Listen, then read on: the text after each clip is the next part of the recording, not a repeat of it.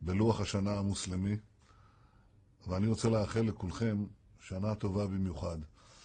אנחנו חווים אותה ברגע מאוד דרמטי בהיסטוריה של האנושות ובהיסטוריה של המזרח התיכון. אנחנו חווים את האביב הערבי וכולנו רוצים שהוא יפרח ויצליח. אני יודע שזה נכון לגבי אזרחי ישראל הישראלים שיודעים את טעמה וטבעה של הדמוקרטיה ויכולים לשמש מגדלור לאחיהם במרחב הגדול הזה. אנחנו רוצים בהצלחת החברות הערביות, אנחנו רוצים בהצלחת הדמוקרטיות הערביות. אני יודע שאם תהיה דמוקרטיה אמיתית, תהיה גם שלום אמיתי. אבל אנחנו לא מחכים לזה. אני הייתי מבקש בהזדמנות הזאת גם לקרוא לשכני הנשיא עבאס. שב איתנו לשלום, שב איתנו למשא ומתן, עכשיו, ללא תנאים, כאן ועכשיו.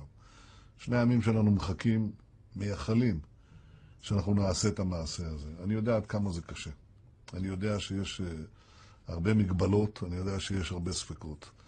אנחנו נוכל להתגבר על זה רק אם נשב איש עם רעהו, ועם שליחנו, וננסה להתגבר על המכשול ולתת עתיד של שלום, לא רק לשני עמנו, אלא גם בראייה כוללת לאזור כולו.